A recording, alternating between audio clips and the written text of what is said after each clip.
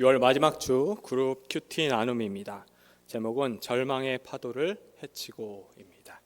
오늘 본문의 말씀은 사도 바울이 큰 풍랑을 헤쳐가는 과정을 그리고 있습니다. 우리 이 내용 하나씩 살펴보도록 하겠습니다. 1번, 바울은 비록 메인 몸이었지만 절망하는 사람들을 위로합니다. 첫 번째 질문입니다. 바울이 무엇을 근거로 절망에 빠진 사람들을 위로합니까? 우리 21절과 21절로부터 26절 말씀 같이 읽도록 하겠습니다. 여러 사람이 오래 먹지 못하였음에 바울이 가운데 서서 말하되, 여러분이여 내 말을 듣고 글에 대해서 떠나지 아니하여 이 타격과 손상을 면하였더라면 좋을 뻔하였느니라. 내가 너희를 권하노니 이제는 안심하라. 너희 중 아무 생명에는 아무런 손상이 없겠고 오직 배뿐이라. 내가 속한 바 곧 내가 섬기는 하나님의 사자가 어제 밤에 내 곁에 서서 말하되, 바울아 두려워하지 말라. 내가 가이사 앞에 서야 하겠고 또 하나님께서 너와 함께 항해하는 자를 다 내게 주셨다 하였으니, 그러므로 여러분이여 안심하라. 나는 내게 말씀하신 그대로 되리라고 하나님을 믿노라. 그런즉 우리가 반드시 한 섬에 걸리리라 하더라.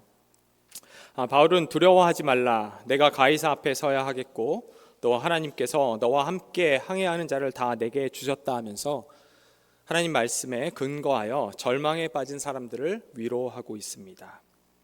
우리가 읽은 본문의 말씀 앞에 부분을 보면 사도 바울이 죄수인 상태로 로마에 가고 있는 과정이 그려지고 있습니다. 이 과정에서 바울은 백부장에게 안전한 길을 제안했지만 백부장은 바울보다 선장과 선주들의 말을 더 신뢰했습니다. 그것은 아마도 선장과 선주들이 바닷길을 더 잘 아는 사람들이라고 생각해서였던 것 같습니다. 그리고 이런 선택은 인간의 상식선에서 최선을 다한 거기 때문에 마냥 틀렸다고는 할 수가 없을 것 같습니다. 하지만 백부장도 그렇고요, 우리도 종종 놓치는 것이 있죠. 그것은 바람과 바다를 다스리는 분이 바로 우리 아버지, 우리 하나님이라는 것입니다.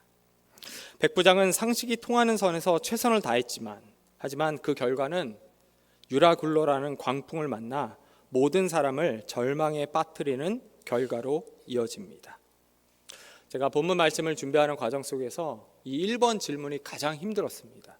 이거 어떻게 설명하면 좋을까? 얼마 전에 뉴스를 보니까 그 수학의 노벨상이라고 하는 필즈상을 받은 분이 우리나라에서 탄생했더라고요. 이름이 갑자기 기억이 안 나네요. 허준이 교수님입니다. 그래서 이분이 필즈상을 받고 프린스턴 대학교 종신형 교수로 갑니다. 은퇴가 없다고 하는 교수더라고요. 서울대를 나오셨기 때문에 축사, 이제 졸업식 때 축사를 하시더라고요. 가서 이제 하는데, 제가 그 뉴스로 이제 보니까 졸업하는 분들이 아주 귀를 기울이면서 보고 있더라고요. 문득 떠오른 또 다른 장면은 그 스탠포드하고 하버드를 중퇴했지만 큰 업적을 남겼던 스티브 잡스하고 그리고 빌 게이츠였습니다. 빌 게이츠하고 스티브 잡스가 연설을 할 때도 졸업생들이 정말 귀 기울여서 듣는 장면을 보게 됐습니다. 제가 그 장면을 보면서 그리고 말씀을 준비하면서 드는 생각이, 나는 큰 업적을 남긴 게 없는데 내 이야기를 사람이 들어야 할 이유가 있을까? 이런 생각이 가장 먼저 들었어요. 어느 교파는 보니까 목회자 가운에다가 큰 의미를 두더라고요. 보통 이제 장로교 하면 여기 통합식 같은 경우에는 절기를 좀 중요시 여기고 해서 옷을 바꿔 입는데, 어느 교파는 이게 약간 로마 카톨릭식으로 담임 목사님 무슨 색, 또 뭐는 무슨 색 이런 식으로 하는데, 사실 여러분 개혁파에서는 목회자 가운이 의미가 없습니다. 목회자 가운은 역사적으로 두 가지 의미밖에 없어요. 첫 번째는 로마 카톨릭으로부터 대항했다는 것입니다. 그래서 중세 시대는 로마 카톨릭의 신부들이 옷을 혼자 못 입습니다. 그래서 그거에 대항으로 나 혼자 옷 입을 수 있어. 우리에겐 로만 칼라라고 알려진 성직 칼라죠. 그걸 개신교, 특히 제가 알기로는 스코틀랜드 장로교에서 먼저 입었습니다. 나는 혼자 옷 입을 수 있어. 넌 그런 것도 못하냐? 이런 의미고요. 두 번째로는 대학원을 나왔다는 겁니다. 여러분 석사과정, 일반 대학교 석사 과정을 밟기만 해도 학부 학생들을 가르칠 수 있는 자격이 주어집니다. 마찬가지로 목회자도 신대원을 나오면 말씀을 가르칠 수 있는 자격이 주어졌다라고 해서 사실 목회자 가운이 졸업 가운을 의미해요. 이렇게 보통 수툴이라고 하죠. 이게 말씀에 멍에를 맸다는 거거든요. 근데 그런 거 빼놓고는 어떤 업적이 없어요. 근데 제가 한참을 고민하는데 놓친 게 하나 있더라고요. 그것은 제가 제 말을 하는 게 아니라 하나님의 말씀인 설교를 한다는 걸 놓쳤어요. 내 말을 하면 큰 의미가 없죠. 근데 하나님의 말씀은 의미가 있죠. 아니, 의미를 떠나서 능력이 있죠. 그때 이 설교 준비하면서 말씀이 이해가 되더라고요. 바울이 믿지 않는 사람들에게도 안심하라라고 했던 거, 두려워하지 말라라고 했던 게 능력이 되는 이유가 그게 바람과 파도 모든 것들을 다스리는 하나님의 말씀이었구나. 그거였습니다. 두 번째 질문입니다.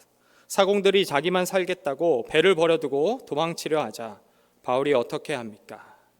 사공들이 자기만 살겠다고 배를 버려두고 도망치려 하자 바울은 백부장과 군인들에게 말하여 사공들이 배를 떠나지 못하도록 거룻배의 줄을 끊어버렸습니다. 바울이 탄 배가 표류한 지 14일째 되는 날 밤이었습니다.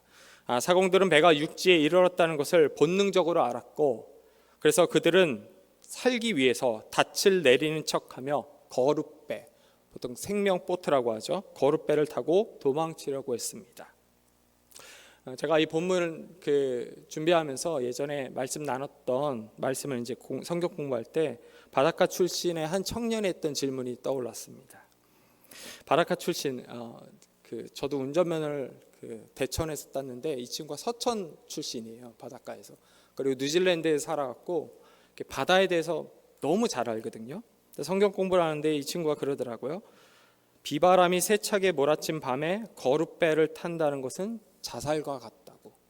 그러면서 이 본문 읽으면서 그러는 겁니다. 이거 이해가 되지 않는다고. 왜냐하면 바닷길을 잘 아는 사람들이잖아요. 근데 큰 풍랑을 만났죠. 유라굴로라고 하는 큰 풍랑을 만나서 너무 힘들었고 이제 살 소망이 안 보이는데 잠깐의 소망이 있어서 보니까 거룻배였어요. 근데 그거 타면 다 죽습니다. 그래서 이해가 안 된대요. 여러분 영화 타이타닉 보셨죠? 혹시 보셨나요? 여러분 영화 타이타닉을 보면 큰 배가 부서집니다. 자세히 보면 밤이었고요. 그 다음에 파도가 크게 치고요. 사람들이 살기 위해서 작은 보트에 우르르 몰려타요. 근데 그 영화에서 그런지 몰라도 거의 대부분의 사람들이 죽습니다. 바닷가 출신의 청년이 그 얘기를 한 거예요. 어떻게 이렇게 바닷길을 잘 아는 사람들이 그런 어리석은 선택을 했을까? 저도 그 질문에 대해서 같이 고민을 했습니다. 그때는 대답을 못 내렸는데 제가 이번엔 대답을 하나 내리게 됐어요. 제가 요즘 계절학기 수업을 하고 있거든요. 근데 계절학기는 대부분 F 받은 친구들이 옵니다. 근데 F 받은 학생들 중에 항공과 여학생이 있는데 제가 깜짝 놀랐어요. 왜냐면 이 학생은 1학년인데 21살이거든요. 1년 늦게 들어왔죠. 근데 특목고를 나왔고 이미 토익 900점을 맞고요. 그 다음에 일본어 1급을 공부하던 친구였어요. 근데 제가 제 수업에 들어왔던 항공과 다른 학생이랑 같이 이야기를 하면서 알게 됐는데 F를 받고 들어온 거예요. 너무 깜짝 놀라갖고 아니 키도 크고 얼굴도 예쁘고 공부도 잘하는 애가 왜 갑자기 F를 받았지? 하고 물어봤더니만 남자친구랑 헤어져갖고 학교를 안 나갔대요. 감정이 막 올라차갖고 컨트롤이 안 됐대요. 근데 제가 그때 딱 떠오른 게 참 그 학생한테 미안한데 딱 떠오른 게 그거였어요. 이거구나. 인간은 항상 합리적인 선택을 할 수 있는 존재가 아니구나. 뱃사공도 어쩌면 합리적인 선택을 그 상황에선 버렸구나. 그 생각이 들었어요. 근데 여러분 이 본문의 핵심은 거기가 아니고 그 다음입니다. 사공들의 의도가 무엇이었든지 간에 사도 바울은 사공들이 배에서 도망치려 하는 것을 보고 백부장에게 이야기를 합니다. 그런데 백부장이 여러분 그 이야기를 들어요. 이 본문의 핵심은 그거예요. 이전에는 백부장이 바울의 말을 듣지 않았어요. 그런데 이제는 바울의 말을 듣습니다. 왜요? 살고 싶으니까. 여러분 누구든지 살고 싶으면 하나님의 말씀을 들어야 됩니다. 왜요? 그 하나님의 말씀이 우리를 살리기 때문이죠. 나눔 1입니다. 바울은 호송 중인 미결수였지만 배 안에 있는 사람들에게 주의 말씀으로 소망의 메시지를 전했습니다. 하나님의 백성은 어떤 열악한 상황에서도 선한 영향력을 드러냅니다. 내 주변에 절망에 빠진 사람들을 어떻게 위로할 수 있을지 이야기해 봅시다. 2번, 바울의 말대로 배에 있던 모든 사람들이 구조가 됩니다. 첫 번째 2-1번 질문입니다. 바울이 14일 동안 굶주린 사람들에게 음식을 권하며 건넨 말은 무엇입니까? 우리 33절과 37절 말씀 같이 보겠습니다. 날이새어 가매 바울이 여러 사람에게 음식 먹기를 권하여 이르되 너희가 기다리며 먹지 못하고 줄인 자가 오늘까지 열 나흘인즉 음식 먹기를 권하노니 이것이 너희의 구원을 위한 것이요 너희 중 머리카락 하나도 잃을 자가 없으리라 하고 떡을 가져다가 모든 사람 앞에서 하나님께 축사하고 떼어 먹기를 시작하매 그들도 다 안심하고 받아 먹으니 배에 있는 우리의 수는 전부 276명이더라. 아멘. 바울이 14일 동안 굶주린 사람들에게 음식을 권하며 건넨 말은 이것이 너의 구원을 위한 것이요 너희 중 머리카락 하나도 잃을 자가 없으리라 였습니다. 사도 바울은 14일 동안 금식이 아니라 거의 강제로 굶식과 같은 굶식을 강요당했습니다. 그리고 그런 사람들에게 나중에 밥이라고 할 수 있는 음식을 먹으라고 권합니다. 여러분, 이것은 단순한 에너지 충전이 아니라 배에서 내려 육지에 가려면 많은 힘이 필요했기 때문에 바울이 권했던 것입니다. 그리고 바울은 이 과정에서 다시 한번 사람들을 위로하면서 머리카락 하나도 잃을 자가 없을 것이라고 이야기를 합니다.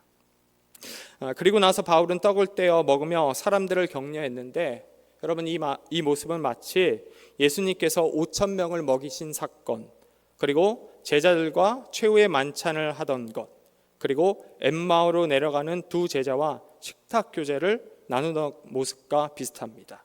그래서 어떤 사람들은 이 모습을 보면 이 장면을 가리켜서 초대교회 성찬 모티브라고도 표현을 합니다. 여러분, 그 성찬과 관련된 사실 내용이기도 한데 여기서 잠깐 성찬과 관련된 이야기를 좀 하자면, 여러분, 우리는 성찬식 때 집례자가 떡과 잔을 분배를 하지요. 우리 교회 같은 경우에는 담임 목사님이 하시고 장로님이 이제 성도들에게 분배를 합니다. 제가 여러분 질문해 볼게요. 왜 장로님들이 하시죠? 예전에 똑같은 질문을 다른 교회에서 해봤는데 이 앞에 유치원생이었던 학생이 할아버지가 이제 장로님이에요. 그러더라고요. 딱 듣다면 우리 하부지가, 발음이 잘 안 돼요. 우리 하부지가 일 잘해요 이러더라고요. 여러분, 왜 장로님이 왜 떡과 잔을 분배하죠? 일 시키려고요? 아니에요. 제가 루터 교회하고 성공회 교회 그 성찬식에 참여를 한 적이 있거든요. 성찬식을 이제 참여를 했는데 분위기가 다 다르더라고요. 좀 엄숙함이 아니라 저는 약간 이질적으로 좀 느껴졌습니다. 혹시 보신 분들은 아시겠지만 떡과 잔을 들면서 이것은 우리 주님의 말씀 이렇게 얘기를 해요. 그리고 천주교하고 다 비슷합니다. 성공회. 그리고 떡과 잔을 받을 때 제가 루터교회 목사님한테 물어봤는데 이렇게 십자가를 만들더라고요. 제가 성찬식 참여하려고 했는데 이게 오른손이 위인지 왼손인지 이게 몰라갖고 스파이로 잡힐까 봐 못하고 있었어요. 근데 거기서는 한 사람씩 전부 앞에 나옵니다. 여러분, 미국 침례교회 같은 경우에는요, 집례자가 먼저 우리 여기 성찬 강대상이잖아요. 떡을 먹고요. 떡을 먹기 전에 뜯어서 포도주에 적셔서 먹습니다. 그러면 기도하고 준비된 순서대로 나오거든요. 그러면 그 사람에게 떡을 뜯어서 적신 다음에 입에 넣어줘요. 그리고 본인은 벽으로 붙어요. 그럼 나온 사람이 먹었잖아요. 그럼 다시 반대 자리에 와서 그 다음 오는 사람에게 먹여줍니다. 그래서 이렇게 동그랗게 쭉 붙어서 나중에 함께 손잡고 기도하고 끝나요. 축도하고. 근데 우리만 어떻게 하죠? 직접 장로님, 작은 교회는 목사님이 직접 분배합니다. 왜 그럴까요? 여러분, 개혁파 교회의 특징은 성경에 최대한 가까이 가려고 하는 거예요. 모든 것이 가나 이런 원리가 있잖아요. 하지만 성경이 얘기하는 데서 성경이 말한 것 그대로 재현하려고 하는 게 있는데 예수님이 어떻게 하셨죠? 그래, 제자들아 와서 이거 네가 먹어 이렇게 했나요? 아니죠. 직접 띄어서 주셨습니다. 그래서 개혁파 교회나 개혁파 장로교회 모두 다 서빙이라고 하죠. 직접 분배를 하는 겁니다. 이게 우리의 고유한 전통입니다. 그 다음 질문 우리 한번 살펴보겠습니다. 2번입니다. 배부르게 먹고 남은 비를 어떻게 처리했습니까? 바울과 함께 배에 탄 사람들은 음식을 배부르게 먹고 남은 비를 바다에 버렸습니다. 바울은 배 안에 있는 276명 모두가 구원받을 수 있도록 밀을 바다에 버리도록 했는데, 그것은 배의 무게를 줄여 배가 육지에 도달하는데 장애가 되는 것들을 없애겠다는 것을 의미합니다. 여러분, 성경을 보면 예수님 곁에는 세 부류의 사람이 있다는 걸 알게 됩니다. 첫 번째, 예수님을 반대하는 사람. 두 번째, 예수님의 제자. 그리고 그 가운데 무리들이 있어요. 이 무리들은 하나님을 믿는다고 하지만 실제로 하나님과 관계가 없습니다. 자세히 보면 그래요. 필요할 때는 예수님을 찾지만 시간이 지나면 예수님과 관계가 없어요. 이리저리 저리 왔다 가죠. 그래서 여러분, 유사 그리스도인이라는 표현도 있어요. 교회를 오지만 직분도 받았지만 하나님 나라와 전혀 관계가 없는 겁니다. 이런 사람들이 너무 많아요. 저희 집도 여러분 외가 쪽에 그 순교자분이 계십니다. 황덕주 목사님이라고 해서 용인 쪽인가 그쪽에 순교자비가 있어요. 그런데도 제가 부모님, 어머니, 아버지 그 권사님 취임식 할 때 제가 분명히 얘기했어요. 다시 한번 생각해 보라고. 시간이 지나서 받으면 안 된다고. 시간이 지나서 그냥 권사 직분 받고 은퇴하고 그러면 안 된다고. 제가 정확하게 말했어요. 제가 먼저 목회자가 돼 보니까 쉽지 않고요. 여러분, 시간이 지나서 받는 경우가 너무나 많이 있어요. 여러분, 교회에서 내가 사역을 잘하는지 못하는지 알 수 있는 방법이 있거든요. 누구한테 물어보면 되는 줄 아십니까? 거의 동일한데 은퇴한 권사님입니다. 은퇴한 권사님. 여러분, 미국 교회는 직분이 없죠. 대신 리더십을 한 게 있어요. 거기도 똑같더라고요. 물어보니까 은퇴한 여성 리더자에게 물어보면 다 안 돼요. 코로나가 터지기 전에 신천지가 아주 난리를 쳤습니다. 여러분, 목회자 장로 다 넘어갔어요. 근데 안 넘어간 분이 있어요. 누구죠? 권사님들. 요즘은 보기 힘들지만 권사님들은 항상 교회에 사셨고 기도를 하셨어요. 저희 외할머니는 그 감리교에서 그 장로 직분이 있더라고요. 남자가 권사 직분이 있고, 그래서 마지막에 장로 직분인데 돌아가시기 일주일 전까지 거동이 되면 무조건 새벽기도 나갔습니다.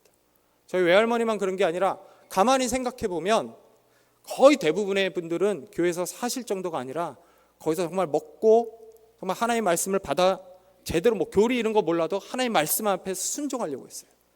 그래서 제가 어렸을 때부터 많이 들은 게, 네가 나중에 사역을 하든 교회에서 아이들을 가르치든 정말 그걸 잘 아는 분이 있는데 두 분이라고.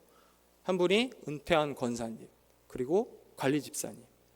또 이제 내가 잘하고 있는지 궁금해서 집에 가면서 묻지 마시고요. 또 그랬다가 잘못하는 것 같은데 그러면 또 집에 가서 내가 뭘 잘못해 이러면 잘못하고 있는 겁니다. 여러분, 제가 보니까 은퇴한 권사님 눈이 거의 정확하더라고요. 웬만하면 화를 안 내시잖아요. 근데 다 그 과정을 거쳐서 다 알고 계시더라고요.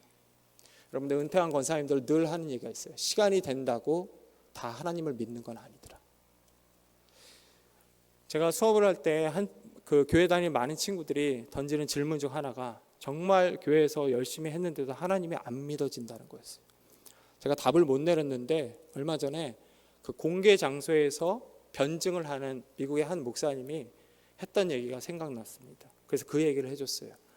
선택을 할 때 또 자기 삶의 주인이라고 하는 그 자리를 하나님께 드려본 적이 있냐라는 거예요.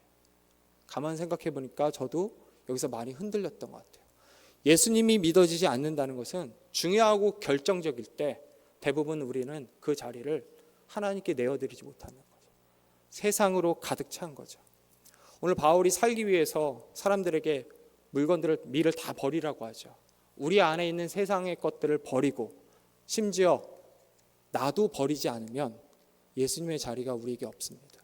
그러면 하나님께 가까이 가는 것, 하나님의 임재가 느껴지는 것 어렵습니다. 여러분, 버려야 됩니다. 그리고 그 자리를 예수님으로 채워야 됩니다. 우리 그 다음 질문 보겠습니다. 3번입니다. 군인들이 바울을 포함한 죄수를 죽이려 할 때 백부장은 어떻게 조치합니까? 우리 42절과 44절 같이 읽겠습니다. 군인들은 죄수가 헤엄쳐서 도망할까 하여 그들을 죽이는 것이 좋다 하였으나 백부장이 바울을 구원하려 하여 그들의 뜻을 막고 헤엄칠 줄 아는 사람들을 명하여 물에 뛰어내려 먼저 육지에 나가게 하고 그 남은 사람들을 널조각 혹은 배 물건에 의지하여 나가게 하니 마침내 사람들이 다 상륙하여 구조되니라. 군인들이 바울을 포함한 죄수를 죽이려 할 때 백부장은 바울을 구원하기 위해서 군인들의 뜻을 막았고요. 두 번째로 헤엄칠 줄 아는 사람들을 명하여 먼저 육지에 가게 했고요. 마지막으로 남은 사람들은 배에 있는 물건에 의지해서 육지에 가도록 했습니다. 로마 군인들은 백부장에게 배 안에 있는 죄수를 처형하자고 건의를 합니다. 그것은 죄수들이 도망을 가면 군인들이 책임을 져야 했기 때문입니다. 그래서 미리 손을 써 놓으려 했던 것이죠. 하지만 백부장은 군인들의 건의를 받아들이지 않습니다. 그 결과 바울을 포함한 276명 모두가 살아남게 됩니다. 하나님의 뜻이 이루어진 것이죠. 제가 코로나 기간 때 부모님과 자주 봤던 뭐라고 할까요? 내용 중 그 프로그램 중 하나가 유퀴즈였습니다. 여러분 유퀴즈 혹시 보신 적 있으신가요? 초창기 때는 MC 둘이서 거리를 돌아다니면서 인터뷰를 했습니다. 하나 되게 인상 깊었던 게 있었는데 한 번은 할머니들이 퀴즈를 맞춰서 100만 원을 타신 거예요. 네 분인가 다섯 분이 앉아 있었는데 100만 원을 딱 타고 한 분이 짐을 탁탁 하면서 10만 원씩 이렇게 딱 20만 원이니까 이렇게 나눠주는 거예요. 그때 한 분이 상금을 딱 보면서 하나님 감사합니다 이렇게 했더니만 옆에 있던 분이 그러는 거예요. 신경질 내면서 하나님이 좋냐? 이러는 거예요. 똑같죠? 집에 가서 보시면 똑같습니다. 하나님이 좋냐? 이렇게 해요. 여러분 누구는 하나님께 감사드리고 누구는 하나님이 좋냐라고 핀잔을 합니다. 그 차이가 뭘까요? 신앙입니다. 여러분 누구는 백부장이 구원했다고 말을 할 것이지만 누군가는 살아계신 하나님이 구원했다고 얘기할 것입니다. 그 차이는 정말 놀랍게도 종이 한 장, 아니 두 글자, 신앙, 믿음입니다.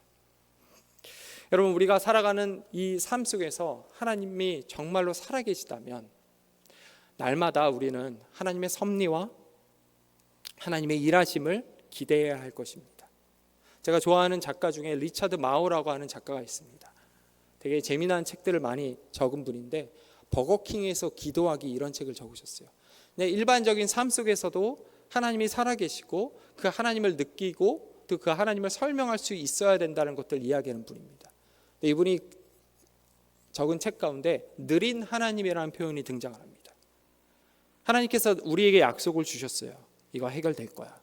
근데 실제로 우리가 느끼기에 이게 일이 진척이 안 되는 것 같아요. 그래서 사람들이 많이들 느린 하나님 너무 느려 이렇게 표현한다고 하죠. 근데 정말 느릴까요? 하나님 입장에서는 느리지 않아요. 이미 다 된 거예요. 우리 입장에서 느린 거죠. 또 하나 느린 하나님을 계속 묵상하다 보면 정말 이게 이루어질까 하면서 불신의 자리가 믿음의 연약함이 생깁니다.